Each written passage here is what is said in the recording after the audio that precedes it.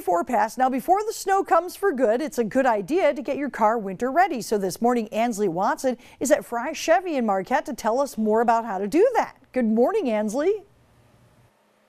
Good morning, Vicki. With all this talk about snow this weekend, I guess it's time to prepare our vehicles for the snow. We're going to be talking about snow tires and brake pads and all the different fluids that you should put in your car or change out, everything that you should do to prepare for this winter. Reporting live in Marquette, Ansley Watson, TV6 News. You know, Vicki, I'm from Illinois, so we get some snow, but not nearly as much snow as I know that the UP gets. So I think I need to change out my tires too. So this is something that I need to learn from. Listen very carefully and learn. You'll thank yourself later on. Thanks, Ansley. And it is hard for us to think about it, but better to do this now. Even though what you're saying, I highly doubt anything's going to stick or even stick. It's 11 past the hour. You know, it's best to prepare your vehicle before the snow flies. Ansley Watson this morning is at Fry Chevy to tell us more about the things that you need to keep an eye out and how you can take care of it now. Good morning, Ansley. Good morning, Vicki. You know, with living in the UP, I think it's a very smart thing for all of us to get our cars checked out before the cold weather sets in. Joining me this morning is Jen Grunstrom. Thank you so much for joining me. No You're problem. the president here at Fry Chevy. And so we have a variety of things to talk about this morning. We do. We have some filters here, some fluids.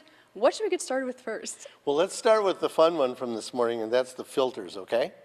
So what we have is both a new air filter on our table at the display, and over here on this side is actually an air filter that we took out of an automobile recently. It should look like that, so you can tell that it's quite dirty. And then over on the other side is actually an in-cab air filter. And lots of vehicles today, to keep air quality good for you as you're driving down the road in your heater and air conditioning system, we actually put filters there too. Those little red things that are in there is actually, I think, dog food or pet food of some kind. You mean that's not supposed to be in there? That's not supposed to be there, and nor are the fuzzies in the dark. And so in reality, from a car safety perspective this winter, we want to have lots of air volume coming out of your defroster, lots of heat coming out of your heater, and that would really restrict the flow dramatically of how well your heater and defroster would work. The same with the dark one over here for the air engine situation. Your air in your car going into the motor actually needs to be unrestricted too. So we'd start with checking your in-cab air filter and your air filter for your motor and seeing that those are ready to go for winter. Now I have to ask, how did dog food get into this filter? Well, we really aren't quite sure, to tell you the truth, but this is not an uncommon occurrence. If you don't have a garage, your car is not parked, you know, with the door closed and whatnot, if you're parking in the grass, the field, alongside your house and whatnot, little animals, mice, chipmunks, squirrels, things like that, all somehow magically find a way to get into your car. And then they're trying to find a home for the winter too. So this particular car, which was yesterday, I think was beginning to be a house for a four-legged little friend this winter until we spoiled that friend's fun. Okay, so moving on here, different fluids. We have windshield wiper fluid, I believe. Talk to me about that. So washer solvent obviously is so important. We want to keep our windows clean, but especially our windshield clean. Washer solvent today has additives in it that'll keep it from freezing, which is really important. It also has, in the summer, kind of a bug removal soap solution in it. In the wintertime, that same soap solution will help dissolve ice and snow and the grunge of salt that gets sprayed up on your windshield too. So we want to make sure that we don't put pure water or some kind of enhanced water that you're making on your own in your washer solvent bottle. This, I think, as we discovered this morning, is good to 20 below, which is actually quite cold, and that's a good thing. So we want to have something in the washer solvent bottle that doesn't freeze and cleans and de-ices. And we have a windshield wiper over here that looks like it probably wouldn't do much good during the winter. This is one of those other glorious examples. I tasked our technicians yesterday with finding me some fun stuff to talk about this morning, and this wiper is a fail. There's no doubt about that. Summertime, no rain, you don't use your wipers much. But in the wintertime, wipers are exceptionally important. And of course, a lot of vehicles today have wipers on the back window too. But this will not wipe well. It's going to leave a streak about as long as that little torn off piece is concerned. I can't imagine that that would be good. So we want to check our wipers. We want to see that there aren't any loose pieces in the wiping surface. The other side of this conversation is when this happens, you run the risk of scratching the glass. And so the wiper actually gets closer to the windshield, and the next thing you know, you have this beautiful swoop, and you've got a problem.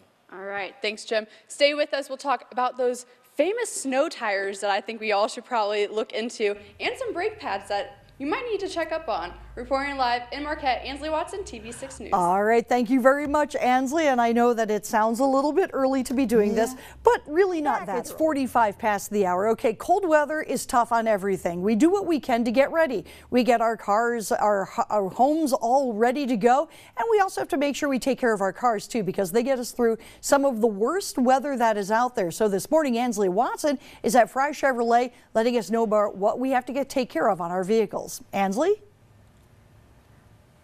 Good morning, Vicki. Earlier we were talking about filters and fluids that go inside your car. Now we're going to talk about brake pads and tires and other accessories. So this morning joining me again is Jim. Good morning. Good morning. So talk to me. These tires, what do we need to know about them? What's the difference? I think the real challenge with tires today is that we want to watch tread depth.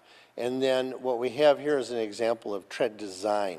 So tread depth, of course, gives us a chance to move on snow and ice and slippery things like that and have the tire grip. This tire, the smaller one here on our little display, is what is pretty much a normal tire that would come on a brand new automobile or potentially a used car too. But it would be kind of a 50-state tire. It'd be good in Florida, it'd be good in Michigan. It may not be special as far as snow and winter driving is concerned.